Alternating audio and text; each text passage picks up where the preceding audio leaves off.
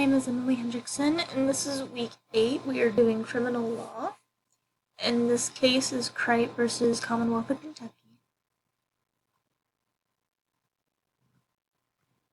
So for question 1, it was about the limitations on a landlord's authority. The Fourth Amendment protects American citizens from unreasonable searches and seizures, shielding the right to private property and keeping government officials and employees in check by providing legal boundaries such as probable cause and warrants. This amendment is applicable to any documented living space, including apartments. Since tenancy is an agreement of temporary ownership between the landlord and the tenant, the ownership of the rented property is then transferred to the tenant for as long as they live there and pay the landlord the agreed-upon rent outlined in the lease agreement. Thus, an apartment acts as any other domicile, falling under the protection of the Fourth Amendment. This means that the landlord no longer has rights to freely walk in or invade the renter's private space, unless emergent circumstances allow.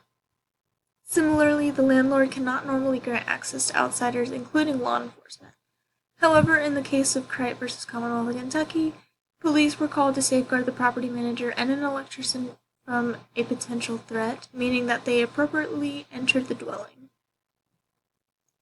Second question was about how both courts justified the officer's actions. So, under normal circumstances, the property manager and 911 caller, Mrs. Robertson, would have had no legal right to enter Crite's dwelling. However, under the emergency clause outlined in the lease agreement, access was granted stating that the landlord or landlord's agent may enter the dwelling unit without consent of the tenant in case of emergency. In that case, the landlord agent would have been the electrician. Given her fear for hers and the electrician's safety after hearing mention of gun and felonious history, Mrs. Robertson called the police to accompany her into the premises. Responding to the call, 2 officers arrived and entered the apartment with Mrs. Robinson, where they found the alleged firearms. The original trial court found that the landlord had the right to enter the apartment under the emergency entry clause of the lease, due to significant electrical damage that posed a danger to the tenants. The court also concluded that the police entry was reasonable to ensure the safety of the landlord and the electrician, given the information that Crite was a schizophrenic off his medication, had acted irrationally, and there was a firearm present in the apartment. Similarly, the appellate court concluded that the landlord and her agent, the electrician, had a right to enter because Crite had consented to such entry pursuant to the emergency entry clause of his lease. Pursuant to such consent, and where Crite's presence could pose a danger to the landlord and the electrician, the landlord could reasonably ask police officers to enter to provide protection if Crite was present. And then the third was about the plain view doctrine.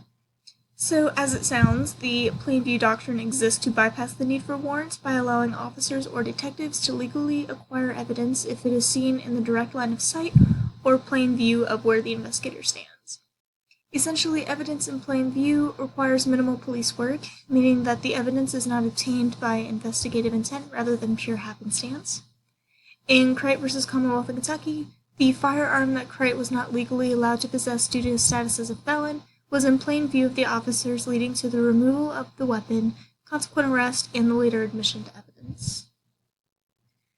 And the final question was about the reasonableness of the search. The appellate court confirmed that a limited search by the police just to make sure no one was inside the apartment was objectively reasonable and did not violate Crite's Fourth Amendment rights because the search was minimally invasive, stayed within the confines of what was necessary to protect the landlord, and was not undertaken to search for evidence of a crime.